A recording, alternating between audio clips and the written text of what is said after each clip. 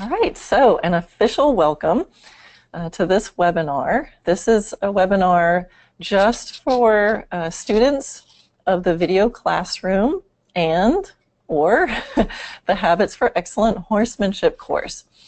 So you guys are current students, and the purpose of this webinar is to give my quick explanation of what healthy biomechanics means to me, my perspective on it, to give you some insight and some value, so some knowledge that you can immediately apply to your horses. But the other purpose of this webinar is to tell you about the Finding the Sweet Spot of Healthy Biomechanics course that's coming up in the virtual arena. We only open registration twice a year, and one of those times is now. The next course starts October 3rd. So I want to explain about that course, what's in it, and for you students of the horsemanship course or the video classroom, you guys get some special deals that nobody else gets. One of them is you don't have to wait till October 3rd. As soon as you sign up, you get in there and you get the best price. So you can save $100 from anybody else because you guys are my special students and I really appreciate you. So what I want to make sure is that you understand the course to make a really confident decision that you're sure it's not right for you now, or you're sure that it is. So I'll explain about the course.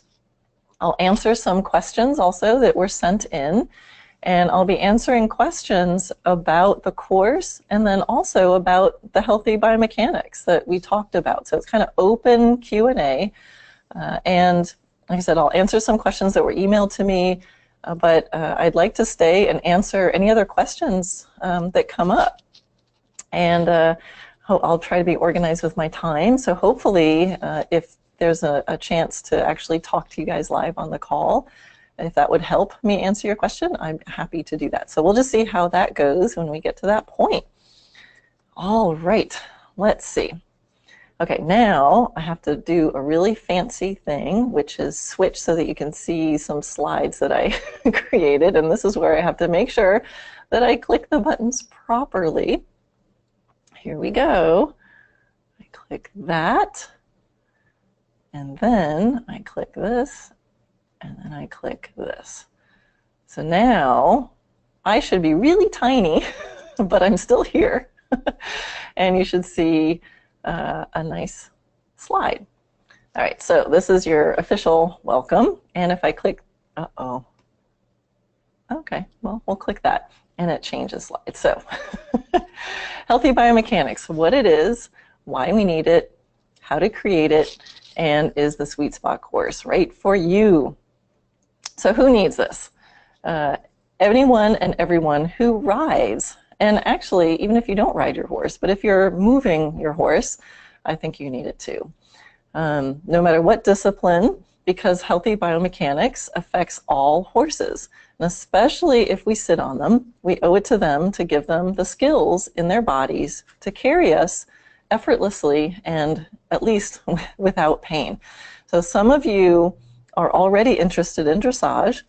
Others of you are doing dressage naturally because of the partnership part of it. So you're already doing dressage and you found dressage naturally because of the partnership part. And some of you might not know dressage at all, and that's great too because I love a clean slate. So really I've had people who are in upper levels of dressage really enjoy this kind of fresh perspective, and I've had people who know nothing about dressage love this first introduction to it. So this is for everyone. The way you move can really change everything. So every step you take, are you building up or breaking down? So just to relate it to something maybe some of you can also relate to, I go to the gym and I have my own personal trainer.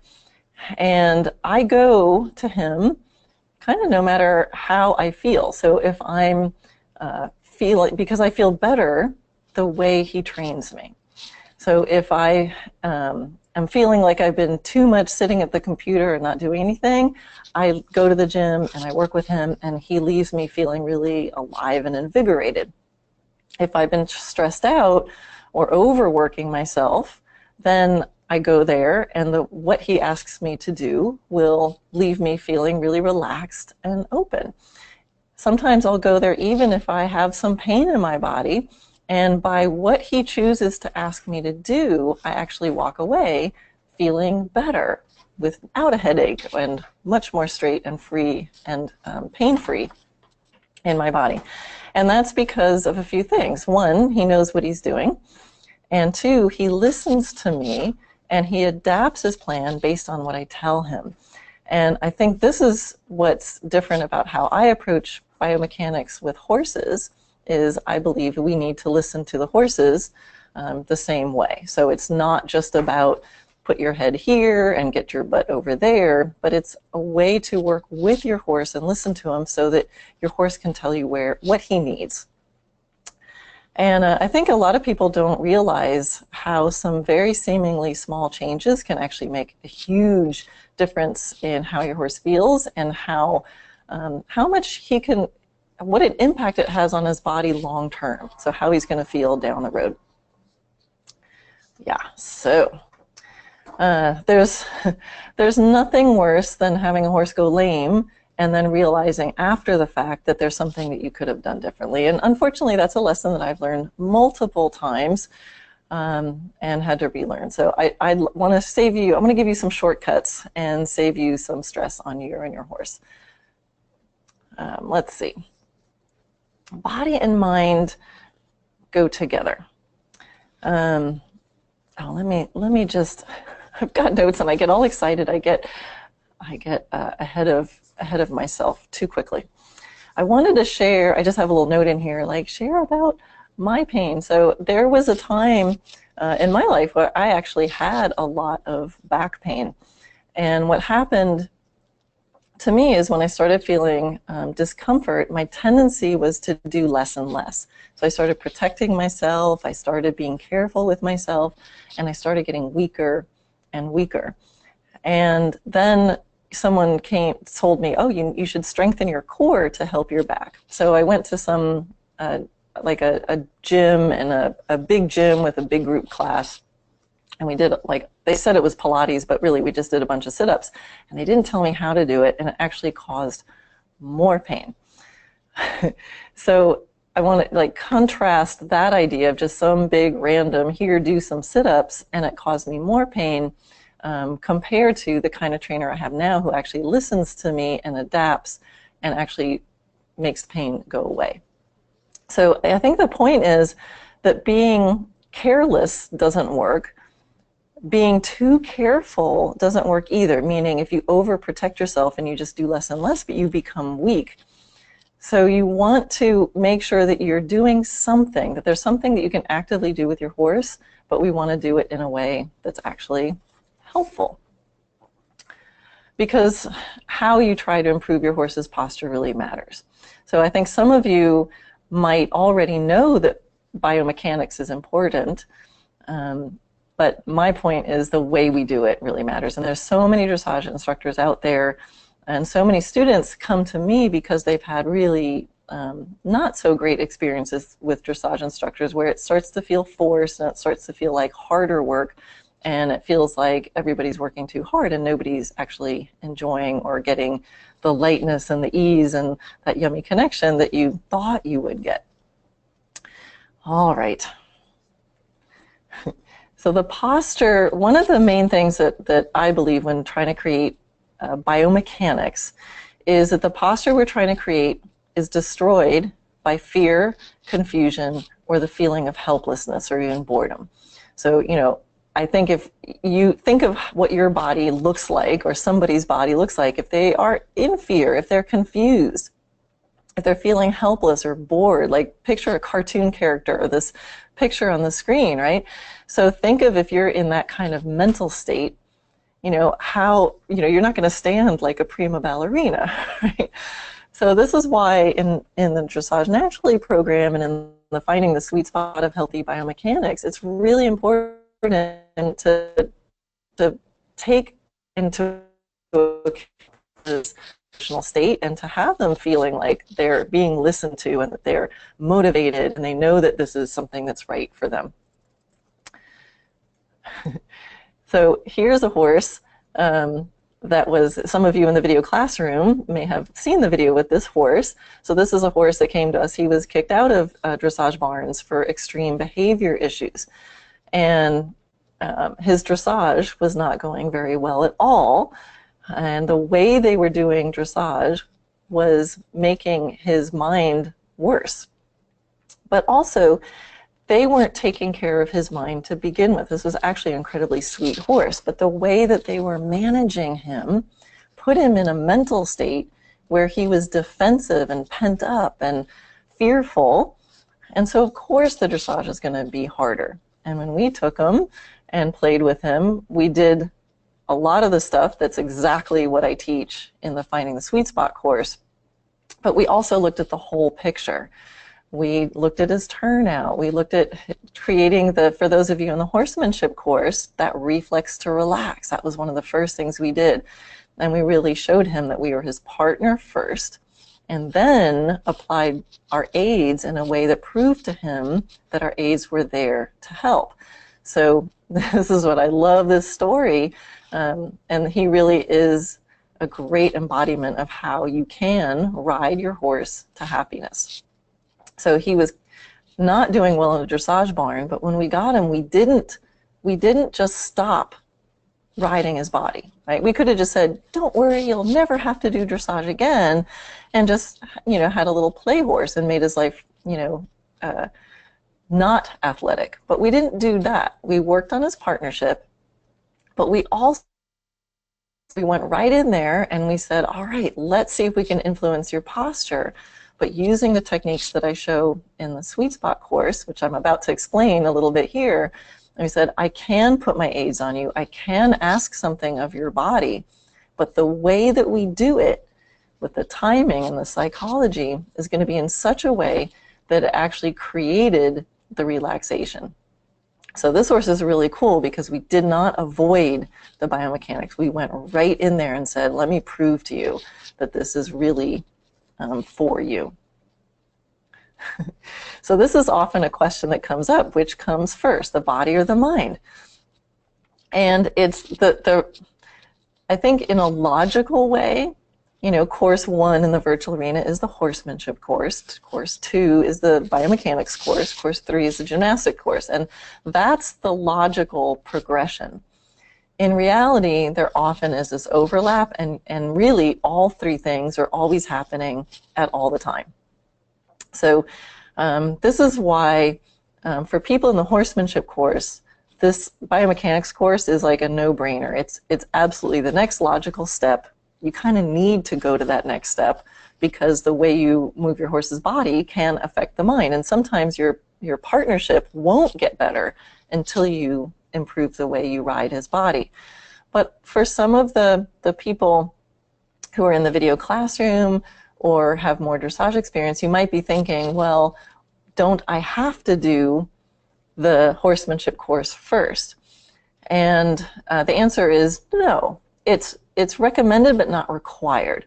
And the biomechanics course, the Sweet Spot course, is actually the first course that I made because it really does bridge the two. And I incorporated a lot of the horsemanship and the pieces of the partnership training that you need in order to get the biomechanics and the whole protocol for the Sweet Spot to work. So you don't need to have the horsemanship course. I cover enough of it in the first module and kind of throughout the Sweet Spot course that you'll have what you need to get that piece. So I've had students that start with the Sweet Spot course and then later fold in and kind of go even deeper into their partnership through the horsemanship course. And I have people who start with the horsemanship course and then go on to step 2. Because there really is this, you know, chicken or egg, body and mind go together. As long as you're playing with both, you'll be all right. And the reality is some horses need one of them. Some horses need their body changed before any of the other partnership stuff works, and vice versa. All right, so this is one of my favorite quotes. Anybody who knows me for too long recognizes this quote. It's at the bottom of most emails that I send out, which is never underestimate the potential for things to improve in ways you cannot yet imagine. And this is one of my horses, Solana. Some of you may know. And it's on the left, that's her as her, very early on baby's first year under saddle. And you can see she's built a little downhill, and that neck isn't that gorgeous. And then that's her a couple of years later, and she's even more collected now. But I just think it's so funny because I think I'm wearing even the same outfit. I need to go shopping more often. I'm wearing the same outfit, same horse, but totally different picture. This is an embodiment of the kind of change that can happen with the sweet spot course. What takes Solana from the picture on the right to even more uphill is what happens in the third course, the gymnastics course. And here's some other before and afters, and these are kind of cool because these pictures were taken within one session. So these are both at some clinics that I've given for this a sweet spot clinic. And this is Elaine at the beginning of her session and Elaine at the end. So sometimes things take time, but on the other hand, everything can change in one session using some of these techniques. And that's Gregory. He's from Poland, and that's him at the beginning of one session and then at the end. So really completely different as we change the dynamic of how the energy is flowing through the horse and the dynamic of how the rider is asking for those. It only kind of changes everything. Okay, so what is healthy biomechanics? Healthy biomechanics is where the horse says that he feels balanced enough to move freely through his back. So that's really what the sweet spot course strives for, is to find the place of balance where your horse says, wow, this feels easy. It's trying to find the place of freedom or the place where there's an ease of movement. That when the horse is balanced over their body in a way that their top line can let go. And so if something's crooked, then their top line needs to be tense in order to hold themselves there. Think of the Leaning Tower of Pisa. When it's leaning, it needs these huge cables to hold it from falling over. So the same thing with our bodies. If you're out of balance, there's some muscle on one side of you that has to stay contracted. And when you're aligned, and when the horse is aligned, then the top line muscles are free to be used for what they're made for, which is movement. When you walk, if you feel your hands on your back, you can feel that your muscles tense and relax or contract and relax and contract and relax. If the horse isn't balanced, they're going to be just bound. Or if they're not being athletic, they're just going to be flaccid. So we want to feel that there's that freedom. If horses aren't balanced, they're tight. And then if you're in dressage, you might have heard the term a leg mover versus a back mover. If a horse is balanced where their top line can let go and move freely, then they are a back mover. And if they're held tight in their back, then only their legs can move, and it looks maybe extravagant, but it's not healthy. So this stretchability is really the key. And the stretchability in an actual stretch, like the picture on the left, where the top line really is lengthening. But in a way, notice it's not just like the head plowing on the ground. It's in this global kind of stretch where the core, the abdominal muscles are being used, and that we keep that stretch even during collection. So the stretchability is the key between healthy collection and not healthy collection. And that's where the art comes in of how do you ride your horse compact, engaged, and collected, but not contracted. And it's getting really good at creating the stretchability, or what I call the let loose posture within a stretch, within the working gaits, and then within collectability. All right, so why bother? This is like from a stock photo website, and it was something like elegant young man riding in the country. And I put this photograph there because it really shows how oblivious sometimes we can be. So why bother with healthy biomechanics? Because we owe it to our horses to help them recover from the burden of carrying us. And you can just, this is, I'm sure not you guys, this is some model probably who've never been on a horse before, but you can really see from that horse's look, he's like, oh my gosh. So we don't want to do this. Okay, so let's get into some details. We talked about healthy biomechanics. What's unhealthy biomechanics? And there's two main categories that I see horses fall into. One is what I call active unhealthy biomechanics, and then inactive unhealthy biomechanics. So active unhealthy is often when horses are made to be collected, but it's not done very well. So for some reason, the rider is trying to shorten the horse or hold the horse in or restrict the horse for whatever reason, and there's defensiveness coming up, there's contraction. You can see that picture. Things on the top are getting tight and things on the bottom are getting distended, and there's an artificialness to the way of moving. So this can be when horses are actively afraid or actively impulsive or just actively being ridden in a way that shortens the horse. Now the inactive unhealthy biomechanics, I know that's a mouthful and an earful. So that's the kind of the situation where the horses are not given the opportunity to be more athletic. So sometimes riders really focus on wanting relaxation. I just want my horse to be quiet and soft and relaxed. But then what happens is they just get low energy and they get unathletic and they end up plopping on the forehand. So both of these, you can see on that one on the right, there's a net energy going downhill, and horses already built downhill. And so if we don't do something to help them overcome that, they're just putting their weight and now our weight on their front legs. 90% of lamenesses come from onto the front feet. We really want to get good at preserving those front legs. So adjectives that you might use if your horse is actively in an unhealthy biomechanical state, you might say that he's strained or nervous or tight or bracing or holding his breath or defensive, stiff, erratic, blocked, choppy, uncomfortable, unwilling, things like that. So if you find yourself using adjectives like that, maybe this is your horse.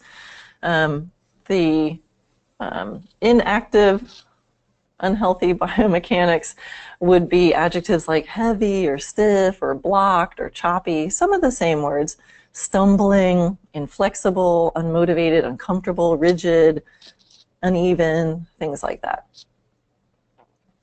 So really quick anatomy, very short lesson. If you look at a horse's spine and the spine's processes, the thoracic spines tend to, or the cervical and early upper thoracic spines tend to point a little bit back, and then in the middle they kind of point straight up, and then towards the back of the thoracic spine they actually start to point forward. And that's just by nature standing still. So when you put weight on that, you can imagine that it just exacerbates that and makes it come even together more and restricts the movement. When there's a stretch, it naturally will help to spread those spines, and just, to me, that's just a nice visualization. You can read all kinds of articles about how much that happens or doesn't happen, but for me, like, you can look at the skeleton and it's built like that, and you can just imagine it would seem to be healthier if that spine is not made to contract even more. So there's some really physical, measurable reasons. Why it's important? Horses that are being ridden for long-term in unhealthy biomechanics can wear on them mentally, emotionally, and physically. So sore backs, ulcers, navicular disease, suspensory issues, mysterious lamenesses. There's a long list of types of things that I have seen caused just by biomechanical reasons. Now, there's lots of reasons why your horses might have these kinds of things happening, but these are things that I have seen personally horses work through and improve upon by changing their biomechanics. So I'm not saying this is guaranteed, but I'm saying it's absolutely possible. Degenerative joint disease, arthritis, a lot of that is caused by uneven wear and tear. So luckily these days there's pretty good sports medicine, but changing the movement dynamic can be everything.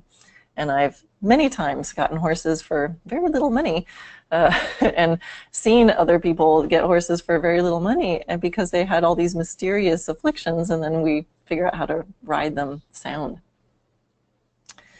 All right, so the adjectives for more healthy biomechanics would be more flexible, balanced, powerful, springy, straight, light, happy, free.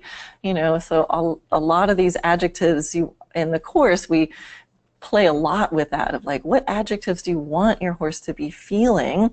And then we experiment and try to find, like, when does your horse get a little more of this? So how do we create this healthy biomechanics? We listen to our horse so he can tell us where he feels the most balance and freedom in his body. So healthy biomechanics is a dynamic, not a shape. So a lot of you who have maybe studied dressage before, you might think, okay, the pole needs to be here and the head needs to be here and they need to be exactly with the hocks underneath and tracking up a certain amount.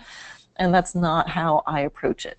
The visual part is the visual posture, the physical posture is a manifestation of how the energy is flowing. And it's only as good as the quality of the communication that got it there. So the shape of the horse is a result of the balance of the horse. And the balance is a result of the movement.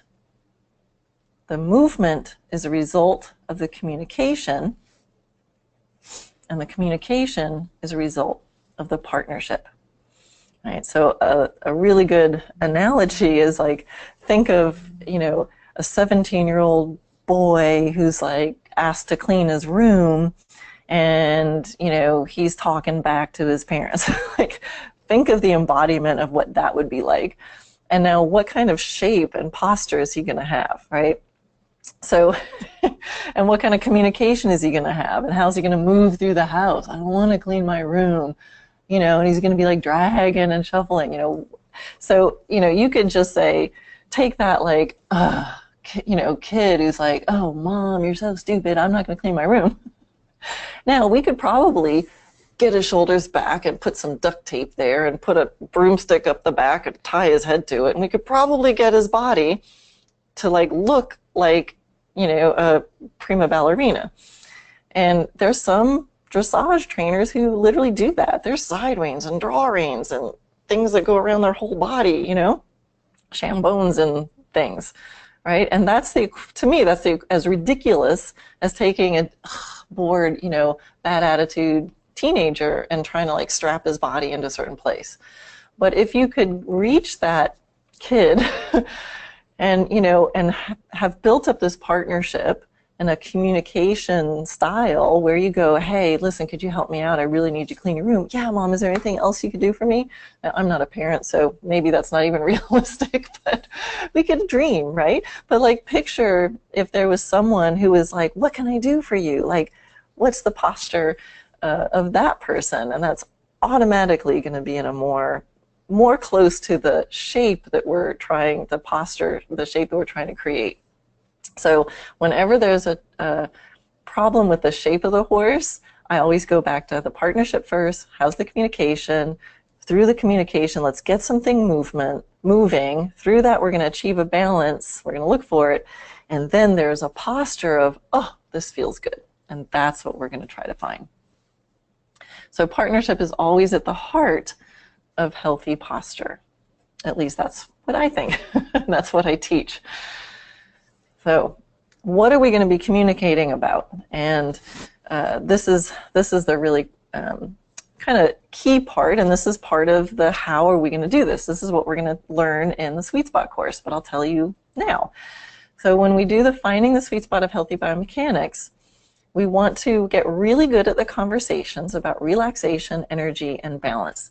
Because I realized if I had a happy little partner horse, or even one that wasn't so happy, and I wanted to start to influence the way he moves and to change that dynamic of energy and try to create the posture I want, I realized that I was always either talking to the horse about relaxation, like, hey, chill out, good, game over. Or I was saying, hey, come on, buddy, a little more effort here. You know, can you motivate for me? Or I was affecting his balance directly. I was moving the shoulders a little right or left, or the haunches right or left, or asking the neck to come up or down. So I realized that everything that I was doing in any moment was one of those conversations. And I realized that if one of those conversations was missing, and I didn't have a big enough range of how I could communicate, I might not find that really good spot, because the sweet spot is the just right combination of relaxation, energy, and balance for that horse on that day in that movement, where you ride around and you suddenly go, oh, this feels good. More of that, please. And a lot of times we have this ride where it's like, oh my gosh, my horse feels so good today. And it's sort of put in this like elusive, magical, I don't know how I got that category. And in the sweet spot idea is we want to be really conscious about this, and we want to not have to just wait for the magic. We want to make the magic happen. And it's through getting really good at these conversations, by allowing yourself the freedom to experiment and play, because so you might even stumble across this this sweet spot just by, I was just playing with energy and all of a sudden the balance got better.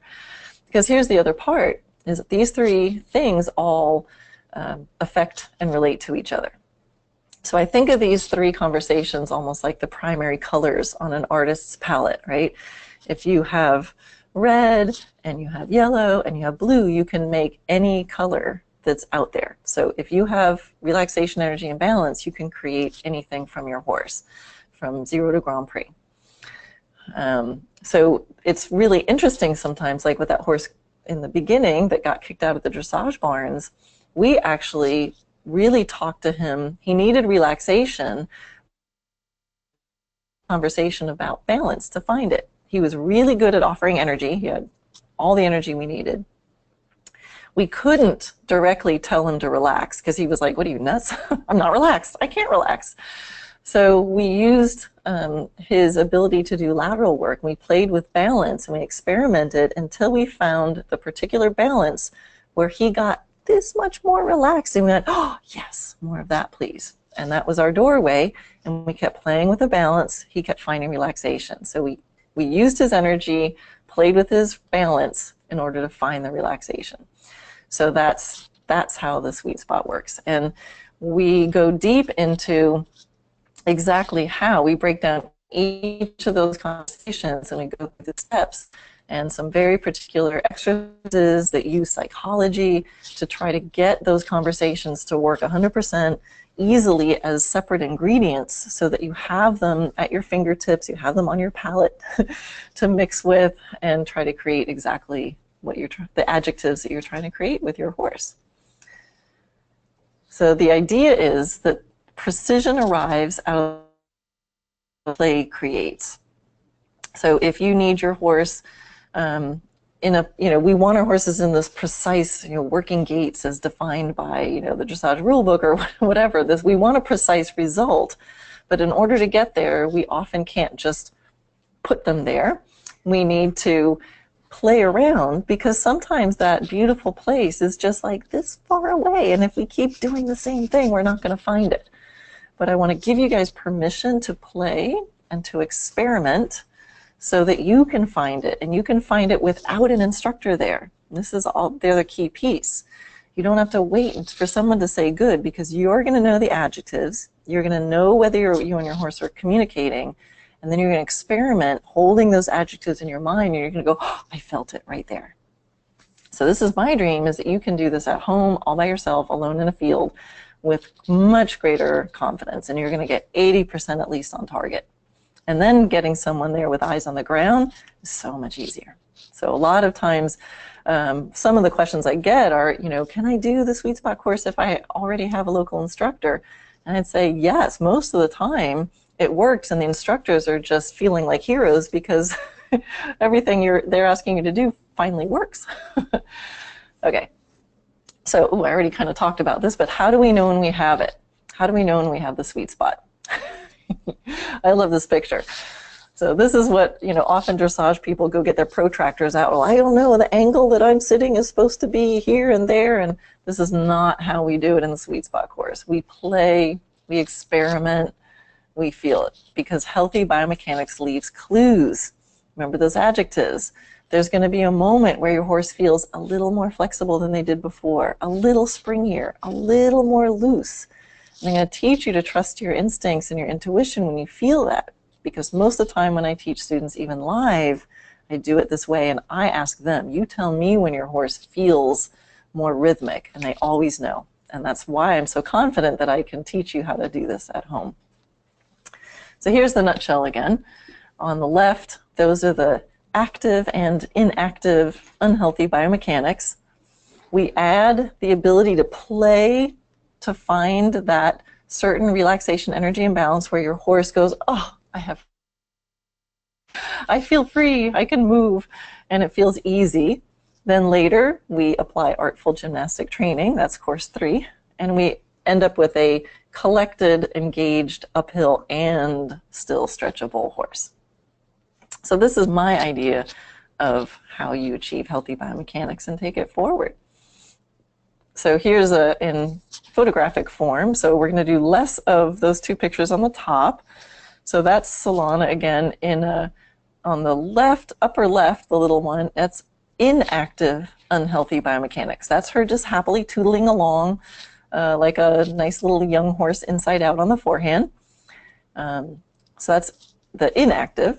And there's a moment I'll share with you that's actively unhealthy. So that was a moment where I was applying aids and she was bracing a little bit. You can see she's actively contracting. So we want to do less of those things.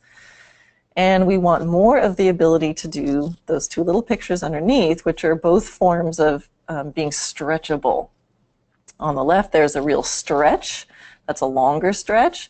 And the other picture is kind of in more of a working gait. And she's still in a working gait, but she's stretchable. So you can see there's that elastic look on the top line. And then we end up with her, there she is slightly more engaged and uphill and connected, yet still having that overall stretchable, loose, free kind of feeling. So stretchability is the key. It's the difference between healthy and unhealthy collection. So the sweet spot concept is also the key to having, I love to call it the yummy connection with the reins, because the reins, if we know that we're creating the posture through the movement of the partnership and the communication, then the reins become this small detail. So a lot of times when people have trouble with connection, my horse is too heavy or too light or curls up or sucks back or opens its mouth, most of the time those problems changing the dynamic of movement and the general balance. Then whatever is left over is a small percentage of communication we need with the reins, and that we cover in Module 5. So to me, dressage is partnership in motion. Oh, there's Solana again, looking even more collected. All right, so as I said before, these are the 3 courses in the virtual arena, and this is the logical progression. So there's the horsemanship, then biomechanics, then gymnastics. So that's the logical progression. But as I showed you, the sweet spot of healthy biomechanics really is the bridge. It really connects it because built into how we find the healthy biomechanics is the partnership. So, but I think this is really, the sweet spot course really is my signature piece, and because it was the first course I made, it sort of has a little of everything. The sweet spot course starts by going over the foundation and the partnership you need to be able to do the biomechanics, and then the last module in the biomechanics course actually gives you the basics of gymnastic development and how to take the theories of really dressage, the movements of dressage, and how that connects. So it's a really comprehensive course. All right, so this is where I'd like to take a few minutes to explain about the course, and then I'll answer some questions. So, hey Shauna, what time is it? 6:41. Perfect. I think I'm doing just great, if I do say so myself. Okay, and as I go through what's in the course, this is actually still part of the training, because what I've found by teaching exactly this stuff is I've really honed the order that I present things. So the order that we're going to move through the information in the course is actually a teaching point. So pay it, and I'll explain what I mean by that as we go. All right, so in the finding the sweet spot of healthy biomechanics, the priority is biomechanical freedom and harmony, quality of gait, to find the sweet spot of a let-loose posture in stretch and working gaits by establishing and using conversations about relaxation, energy, and balance. So you should understand what I mean by that now. Oh, and a lot of you got the email about this already. I'll put the link here, and Shauna will copy and paste that in the chat box so you have it right there. Make sure you know that, like if you poke around my website, you'll come across the Sweet Spot course in the virtual arena, but you'll see that registration is actually not open right now.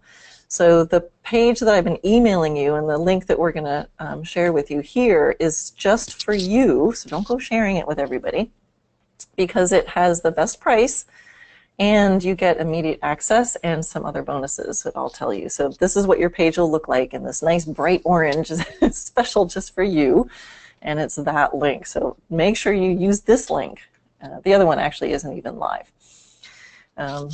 The courses because of the courses in the virtual arena, I've actually been featured in Dressage Today magazine when they did an article about remote learning and distance education, and my courses were actually featured as actually being transformative learning experiences, which means it's not just a dumping of information, but it's presented in a way that are able to learn it and change your behavior and change your habits at home, through, even through remote learning. So it's a very particular way that this information is presented. Okay, so the modules of the course, and this is a teaching point. So the first module will be Foundation Partnership. Again, what you need of the partnership knowledge to be able to take it forward. Some of it will be a review if you're in the horsemanship course, but it's kind of like, okay, here's our starting point. This is what we want to have.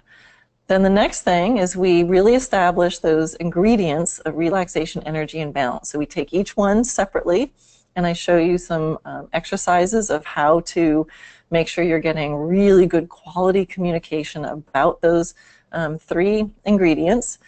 We get super detailed and make sure that you can confidently assess the quality of your conversations with your horse. Once we have something to work with, it's like putting the colors on the palette. That's what we want to make sure. If cooking is your favorite thing that you understand, it's like we're going to go to the store, we're going to make sure that you've got your onions, you've got your whatever, I don't cook, your cheese, your meat, whatever it is you need to make your soup, you're going to make sure that we've got those in the kitchen, accessible. Then module 3 is where we play to find the effortless sweet spot. So that's when we start to combine them and we go, okay, I'd like a particular amount of relaxation, energy, and balance for this horse. How do we play around with whatever horse you have to try to find that let loose posture? And that's going to be different for your horse on different days, depending on your mood, the temperature. It's going to be different for every horse out there, but this is where it gets really interesting, because no matter where you are, what your horse is, it's always going to be some combination. And it's going to be really interesting to figure out, does your horse need relaxation in order to balance him so that the energy comes through, or is your horse going to need energy, and the energy is what affects the balance, and then he can relax? So we don't know, but this is where we dive into that and we figure it out. And then somebody emailed in a question, are we going to work on the rider position? And yes, we are. So module 4 is where we go into the sweet spot of the rider position. So we want to make sure you're good enough to be able to talk to your horse. But in the beginning, we look at the rider position in modules 1, 2, and 3 to make sure you're good enough to function with to function. If you're not sitting well enough, you're not going to be able to communicate well with your horse. So if you're sitting well enough for the communication to be good, then you're okay. But then in Module 4, we're going to tweak that even more, and we're going to use the same protocol that we use with your horse for you. So if anybody here has taken lessons where they're told, sit up straight, shoulders back, arms at your side, heels down, now breathe, and you find it's like really hard just to be relaxed and moving with your horse while trying to hold your shape. Well, we're going to do the same thing for you. I'm going to have a whole exercise where you get to experience finding the sweet spot of your own rider position in the same playful and function-based way for yourself. And again, these are skills that you're going to be using now. You're going to use them forever. When you're going down center line at the Olympics, you're going to be playing with your sweet spot.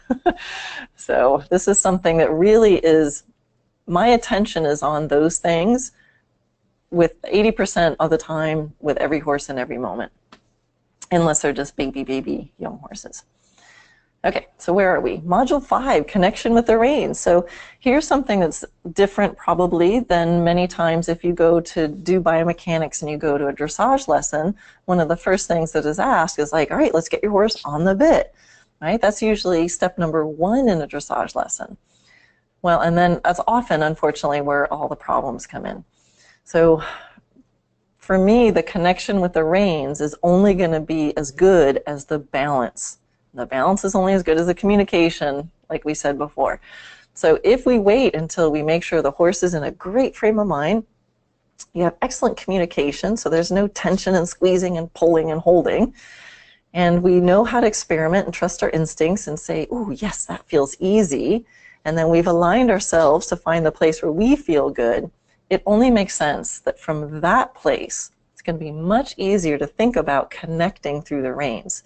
And then we can just work on the refined detail of the connection with the reins. So this is where a lot of people are surprised that I wait this long to do connection with the reins, but I'm telling you, it's totally worth it. And even now, with an upper level horse, if I'm playing with them and there starts to be a problem in the connection and in the contact, my mind always goes, foundation, what state are we in today? How are my conversations? Am I working too hard? Is something not working? There must be a better place I can be in where it's easier for the horse to have a nice connection. How am I sitting? And then I think, do I need to solve this with some technique about connection with the reins? So doing it this way solves so many problems. And then by Module 5, we've learned everything we need to do to establish freedom of movement in the stretched and working gaits. So we have a place where you go, oh, there it is. That's my working gait. That's my working trot. Even if maybe you only feel it a few strides here and there, or some of you are just like locked in and you got it, but you'll know how to do it and you'll know how to problem solve if you're not there. So then Module 6 is the first piece of course number 3, which is to gymnastically strengthen that sweet spot. So we want to make sure we're not just doing laps and laps and drilling our horse, only practicing and strengthening all the contraction and brace. We want to get to that place of ease and then use gymnastics to help our horse be stronger in that place of ease. So we'll work on their flexibility and suppleness, their straightness, and their engagement from that sweet spot. So that's the modules in the course, and that's the progression. That's the logical progression. So if you're problem solving through a shoulder in my mind, if a shoulder in isn't working well, I always kind of do a quick little dial through. How's my partnership? What's their state of mind? How are my basic communications? Is there somewhere else I can sit? How's my connection? I always go through this. So again, use this as a teaching point. Okay, so this is, I kind of went through this already. So Module 1, big picture and foundation checkup. Module 2, relaxation, energy, balance. You're going to learn how to get 100% responsiveness to the communications necessary to affect your horse's posture. So this is all, you can see this on the link I gave you on that page. This slide here is exactly what's written there. So I'm going to go kind of fast through this because it's all there. Module 3, finding your active neutral in that place of ease. Because when we get to that place of ease, we don't want to say, wow, I really used all my aids today, but I found that place of ease. the sweet spot is when you go, oh my God, my horse feels amazing and I'm not doing anything. So it's got to be easy for you too in those moments. Module 4, taking control of your own body language, finding the sweet spot for the rider position. Module 5, connection with the reins. You're going to learn the true purpose of the reins, how to preserve self-carriage and understand when and why to use bitless versus hackamore versus a bit, things like that. Module 6, ultimate self-carriage, when you solidify your sweet spot of healthy biomechanics and take it forward with you to learn the exercises for flexibility, mobility, and collectability. Okay, so that's what's in the course, and I'm just going to go through what you get. And then we'll have time for questions, and I'll stay on as long as we need, within reason. But so don't worry about time, and again, if some of you have to run, I'll send you the recording. All right, so you get lifetime access to the course materials. So once you get your login, you will always have access. It's the same as with the horsemanship course. The first 6 months, you get access to what I call the maximum engagement group, and that has some extra things. So the first 6 months are going to be really highly supported. After the 6 months, you still have access to all the videos and worksheets and all that. But the maximum engagement group includes weekly calls with me or my coaches. Now this is new.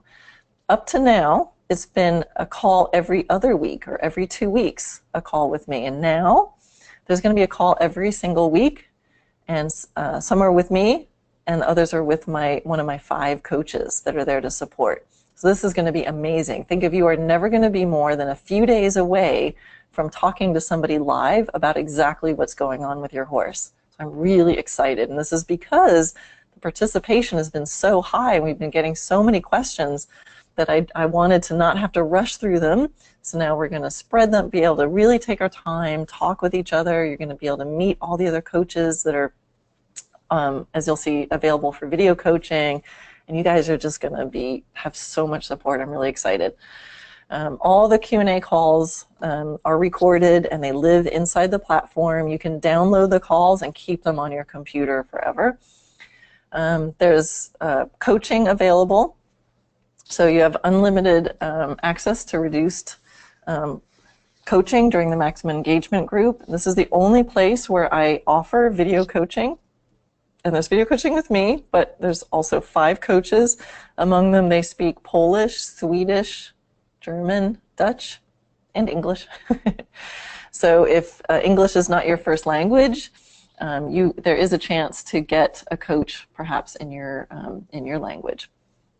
There's a free skills evaluation by me. So at the end of the course, if you're wondering whether you're ready to go do the next course, then you can send in a video and I'll kind of tell you if I feel like you're ready or not. So that's awesome. We have a closed Facebook group just for people in the Sweet Spot and the Upward Spiral course. And as bonuses, you get 2 free video coaching sessions with one of my coaches, and they are amazing. So that is a huge value. And you get 6 months in the video classroom for free. So if you're already in the video classroom, we just stop charging you for 6 months. You'll get 6 months free. If you're not in the video classroom, all we do is set up your subscription and then we turn off the payments. And then you get 6 months for free. And we do that because those of you in the video classroom know what a huge resource that is. So there's so many videos on so many different things. It's a really great support. So people in the video classroom often, even if you've been in there and you're like, wow, there's so many videos, but a lot of times I get people saying, well, what's the step-by-step? I don't know what order to do the videos, because the videos are kind of at all different levels on all different subjects, and I just put them all in there because it serves such a wide range of people. The Sweet Spot course is where you really get the exact step by step by step, but then the videos in the classroom, you can much more easily go, wait a minute, I need to see more about this piece. And then you go to the video classroom and you'll see some videos about that, and you'll really understand exactly the context and how to apply them. So we found this works really, really well. The course officially starts October 3rd, and we have a Q&A and a kind of a kickoff call, but it's also a regular Q&A. but you and everybody in the general registration gets access that day. You get access immediately. So if you sign up today, you get to be in the Sweet Spot course today. And I'll share with you why that's really important. Okay, so the regular price when you see general registration is going to be six payments of $397. Your cost, if you do the payment plan, is only 5 payments of $397. All right, so you save a whole payment. For pay in full, when you see it open in general registration, it's going to be $1997. Your price is $1797. So big savings just because you're already in the horsemanship course or the video classroom. And there's some extra bonuses for signing up early. So this Sunday, September 17th, I'm going to be doing what I call a Setup for Success call. Anybody who signs up for the Sweet Spot course before September 17th will be automatically registered to join this call. And it'll be a call like this. I'll do some training on exactly how to get the most out of the course and get yourself ready. We'll be able to talk to you and answer questions about your horse. It's just for you guys, just a special thank you for those of you who are like ready to jump in. So that's the first deadline, is the 17th. You're going to need to sign up enough ahead of that so that you make sure you're in. So by the morning of the 17th for sure. The call's in the afternoon sometime, this time, in my time. So don't wait till the very last minute is all I'm saying. September 19th, there's a Q&A call going on for the people who are in the course right now. So if you sign up before the 19th, you can actually join that call. And it's just a regular call. You get a whole extra Q&A call that the people in the regular registration won't have access to. Now, September 29th is a really important deadline. On September 29th, I take down all the recordings from the past 6 months. So right now, if you were to get in the Sweet Spot course now, you can look in under live call recordings and you'll see 6 months worth of call recordings. And you can go in there and download them, put them on your computer, and have a whole extra 6 months of me answering questions. And you can keep them forever, because on the 29th, I take all of them down to get ready for the new course that starts on the 3rd. So that's a hugely important deadline. So if you sign up by the 17th, you get the Setup for Success call, you get to be on the regular Q&A call, and you get to download all the other calls. That's such an amazingly huge value. If you really like to leave things to the last minute, October 2nd in the evening is when registration closes, because then we start putting people in. We get ready for the first day, which is the 3rd. So I've been emailing you these dates, so you'll have them in there, but just I wanted to make sure you understood that the sooner you get in, the more cool stuff you get. Okay, I told you about my coaches, 5 different coaches, lots of different languages: English, Swedish, Polish, Dutch, German, and English. Some testimonial stuff. Yeah, I think one of the most common comments that I get is that people say that this has been the missing piece, whether it's people coming from dressage or they've been doing natural horsemanship or anything in between. This is probably the words that I hear the most, are like, oh, this is the missing piece, this is what's been missing. So that's okay. Answers to some common questions. So and some of you emailed these in, so let me go into these. How is the Sweet Spot course different than the video classroom or the horsemanship virtual arena course? For the classroom, it's step-by-step guidance. Compared to the horsemanship course, there's a lot more support, right? I don't have coaches in the horsemanship course. There's not so many Q&A calls. I offer private video coaching, so none of those things are available anywhere else. And through the Facebook group, you have much more connection with students. And in that closed Facebook group, there's students who've been in the course from the beginning. So there's students in there. You'll ask a question, and they'll be able to tell you exactly like what video to go to, what module. They've already practiced this stuff with 5 different horses. So you can get a ton of support. My coaches will be in there too, so we're always there to help you. I answered this actually. Do I need to take the horsemanship course first? No, it's, recommended but not required. I talked about that. How does the course work? So it's really self-study. You go totally at your own pace. I do nudge you along if I see that you're stuck somewhere, so I can see your progress and where you are, and I'll nudge you. I'll go, hey, can I help you with anything? If you start zooming through too fast, I might also contact you and go, are you really studying this? Are you really practicing it? There's audios, there's videos,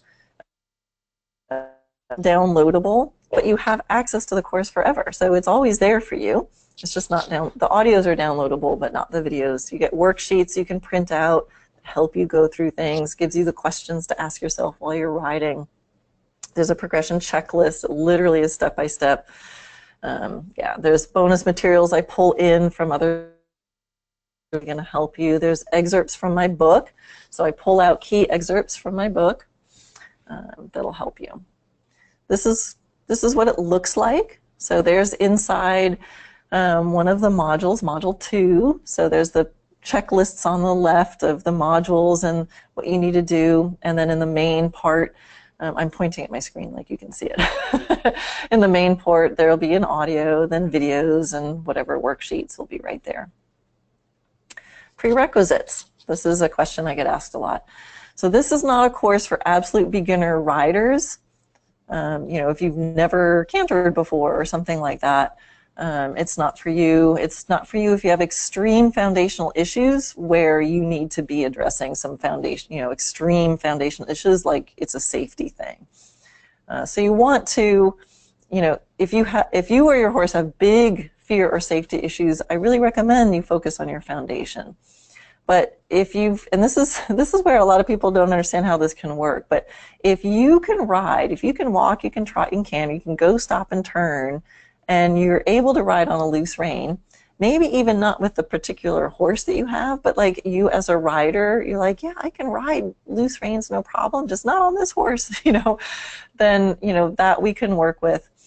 But this also is for you, even if you're advanced. I've had Grand Prix dressage riders go through this course, and the reason that works is because it's so step-by-step and because the concept is so different than the way other people teach dressage, that if you're an upper-level rider, it's thought and the thinking about learning how to think about it differently that's so powerful.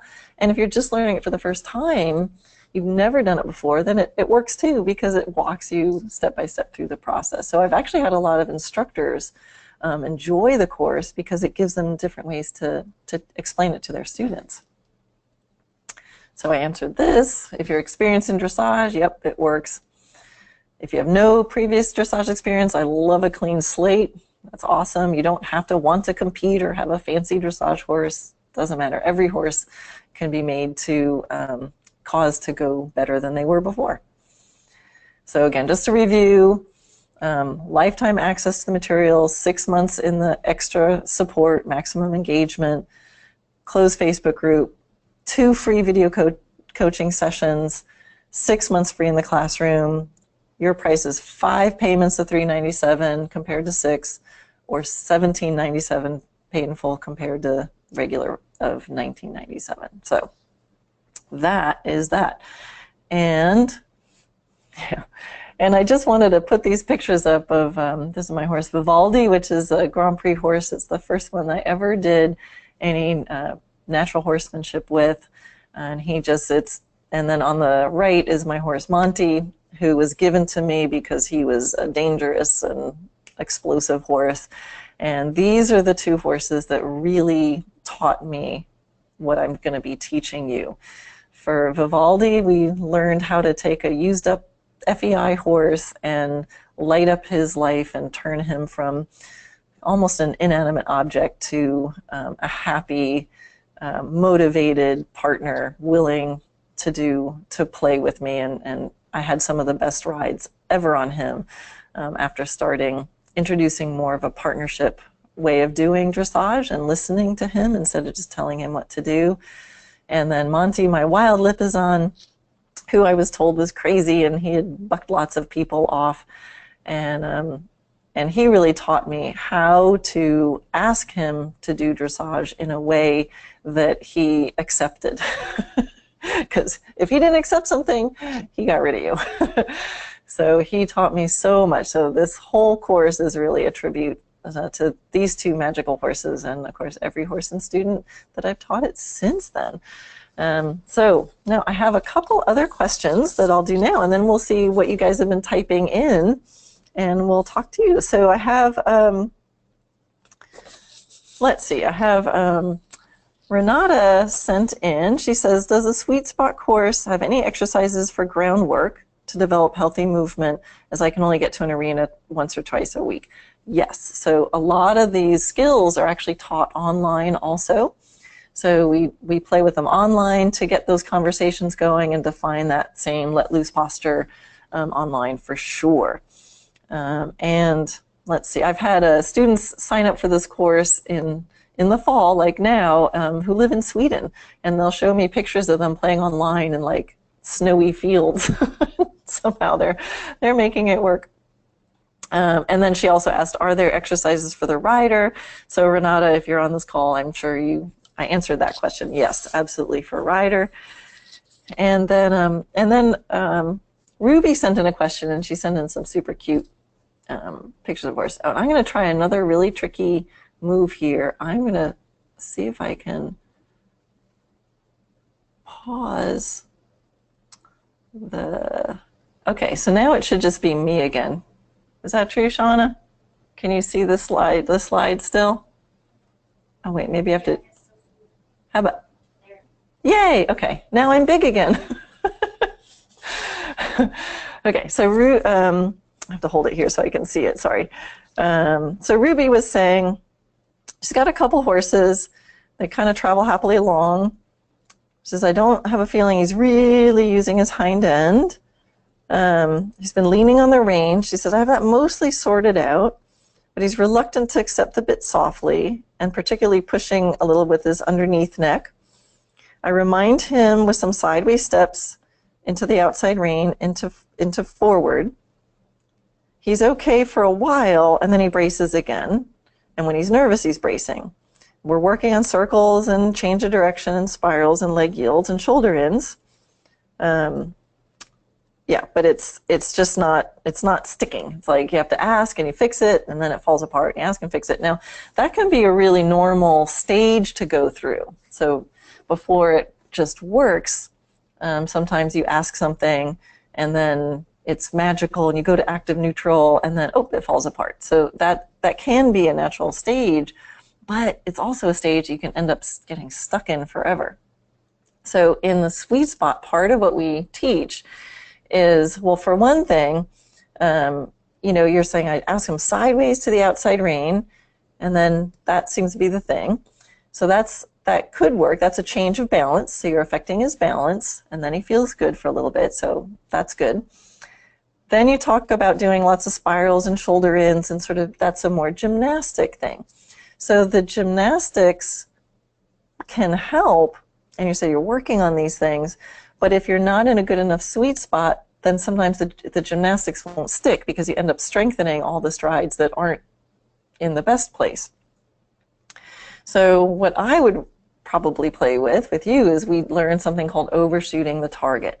So often, even a place of balance initially might feel a little bit weird, and so the horse is in their normal, comfortable crookedness or braciness or whatever it is, and then we show them this other way that's like the perfect place, but that feels a little weird to them.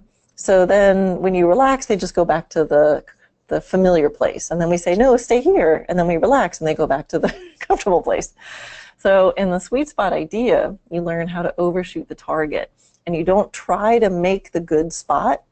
You go past that spot and you go, well, if you're crooked here, I wonder if we can go way over here and be equally crooked in an opposite way. And then I relax.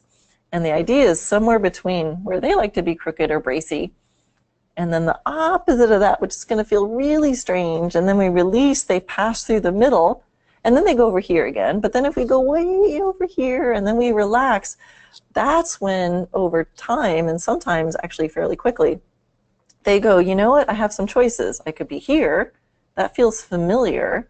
I can go way over here, and this feels really odd.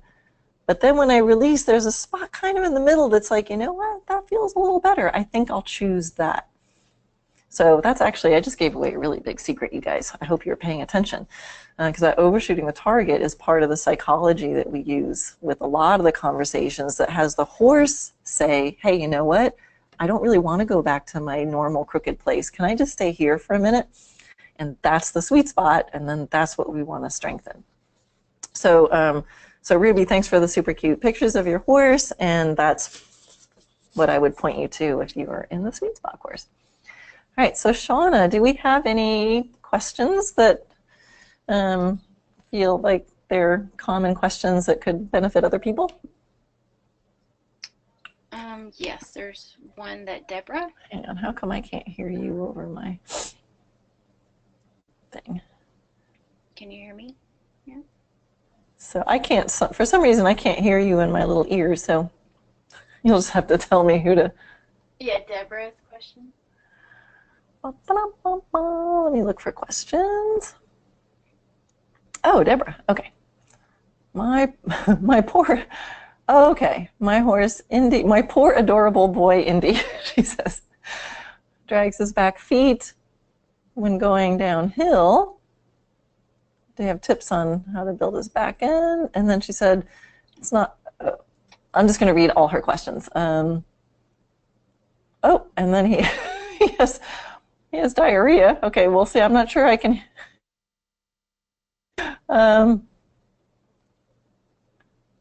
Okay. Okay, so Deborah, I'll handle the biomechanical one.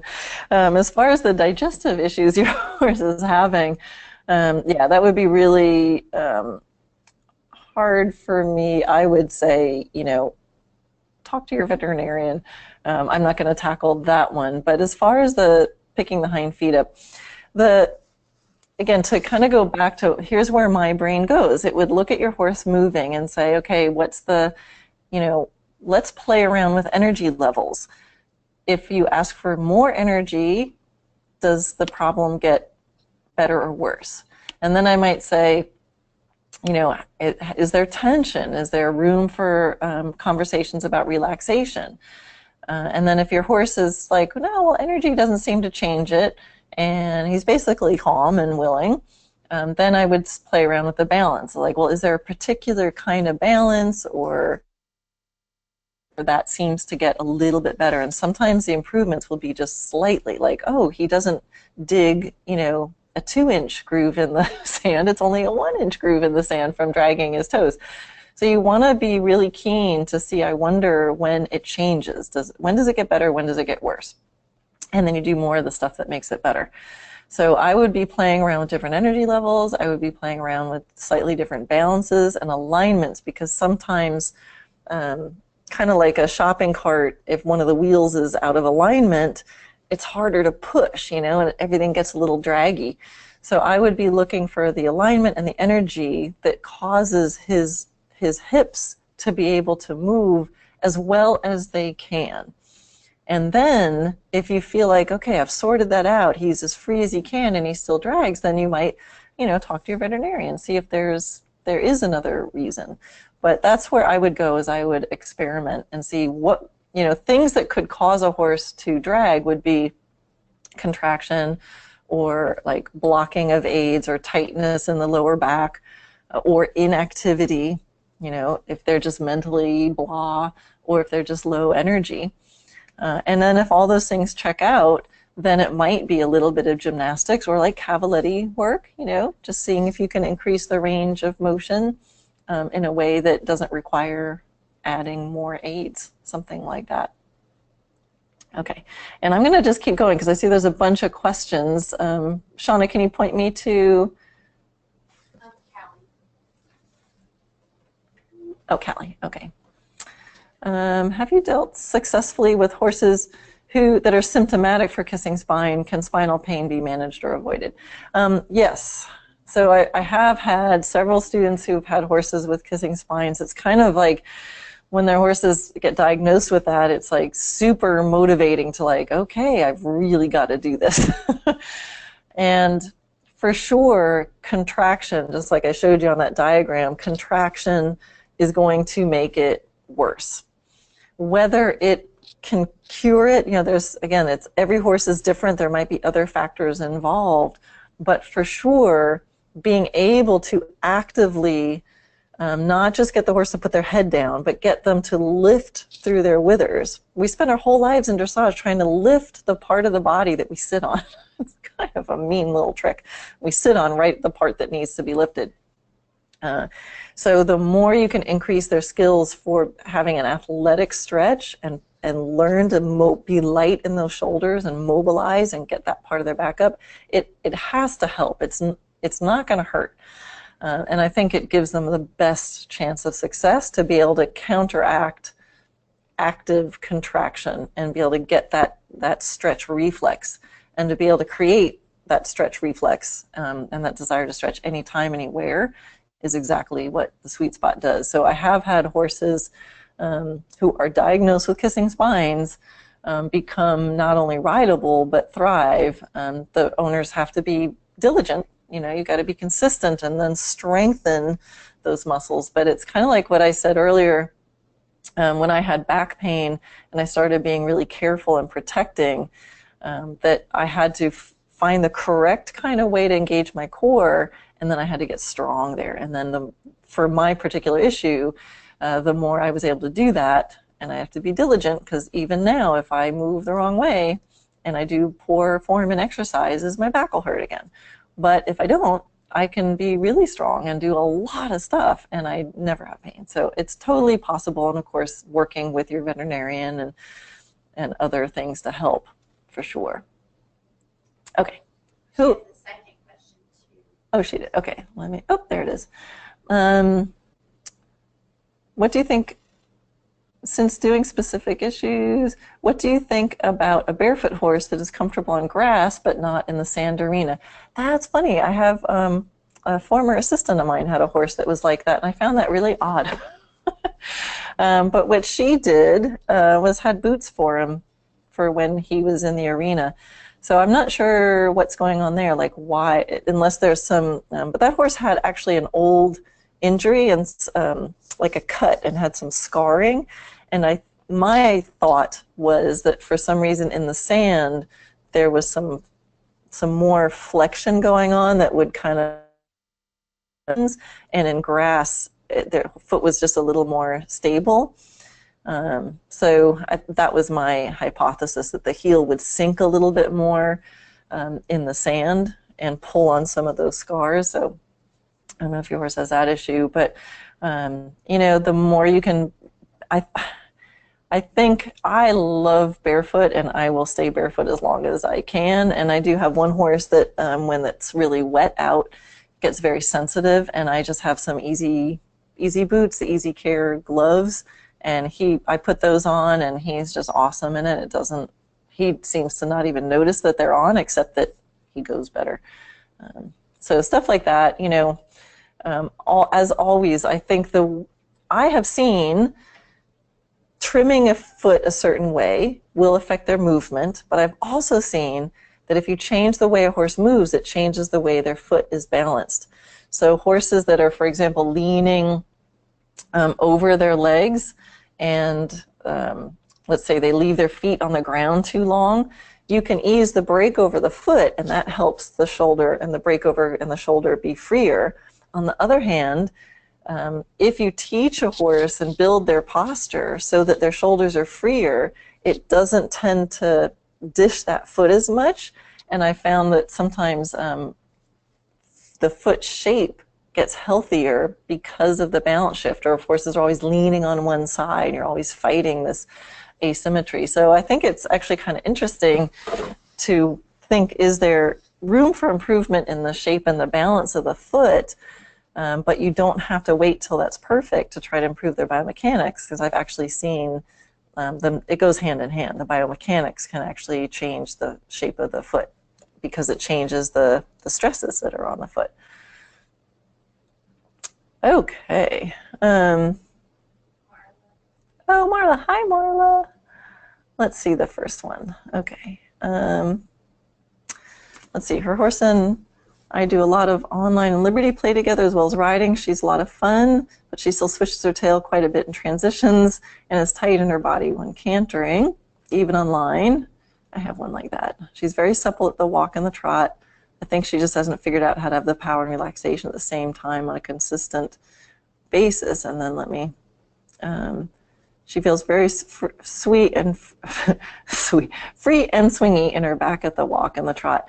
Yeah, that reminds me, Marla, of my horse Solana, which we saw the pictures of. Early on, even online, if she could be stretching and lovely at the walk and trot, and she'd go online and just pin her ears at the canter, even just free. So very interesting. But over time, I can tell you that she's getting better and better, and she's at her best now that we're doing collection. So whether it's, now it's not that I just, go straight to collection, it's the progression, but I think sometimes this takes time. But for her, it has been a quest of alignment and trying to figure out for every balance, like where's the spot where she's through. And I've done a lot of body work. I have someone that does craniosacral, which she actually really responded to.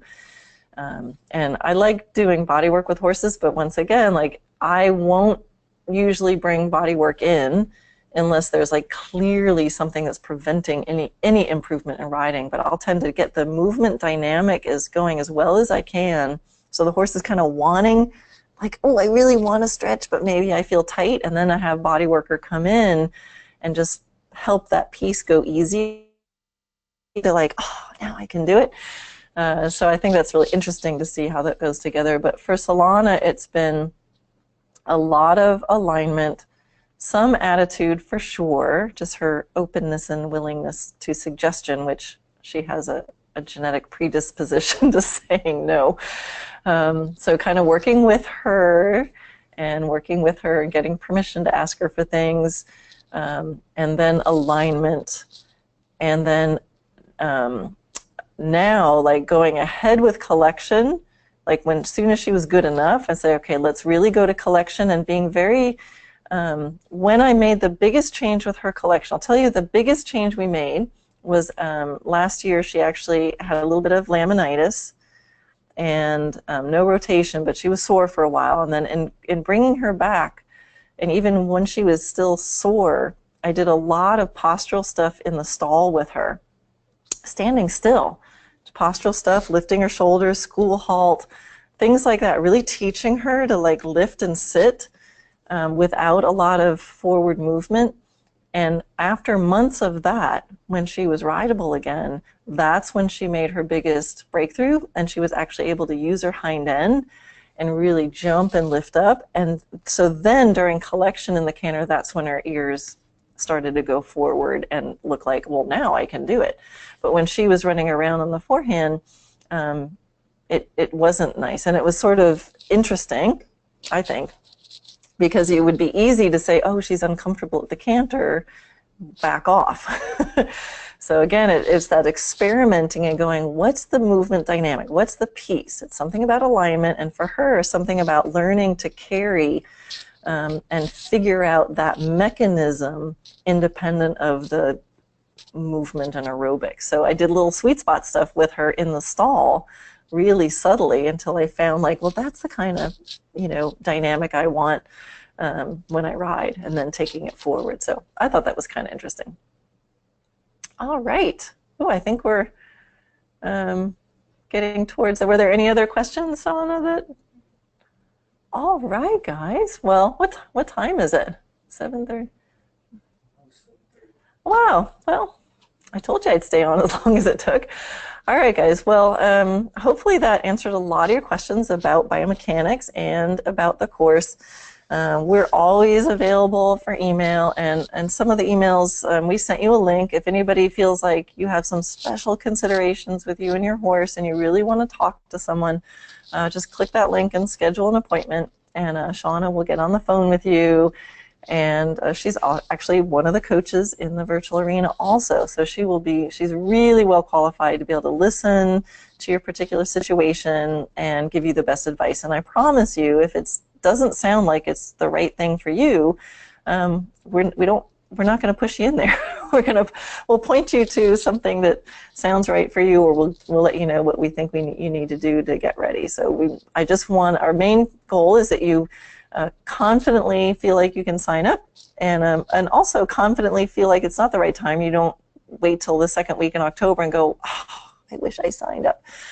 On that note, there is a window where you can get a refund. So if you sign up, you have 2 weeks from when you sign up to get in there, look around. You just have to, if you feel like, oh, for some reason this really isn't going to work out, you have to let us know within 2 weeks or before you go to Module 2. But you can get a chance to get in there, make sure that your computer can handle it. We really haven't had many people ask for this, so we're pretty confident in it. But I just want you to know that, like, if we did have someone who got in there and like she just was lived in too rural an area and she just couldn't watch the videos, and somebody else, their horse died, and so of course we gave them their money back. So just know that you can get in there and just use those first 2 weeks to really check and make sure you get the information you need to make sure it's going to be a good fit. So that's it. We want to work with you. We want this to be an amazing experience for you, and I can't wait to talk to you guys about your horses. And Dana just walked by and ran into a lamp. That's why I'm laughing. Anyway, all right, so we'll be reachable by email. Thanks for hanging in there, and we will send this recording out as soon as it's ready. You'll probably get it tomorrow. All right, guys, that's it. Bye.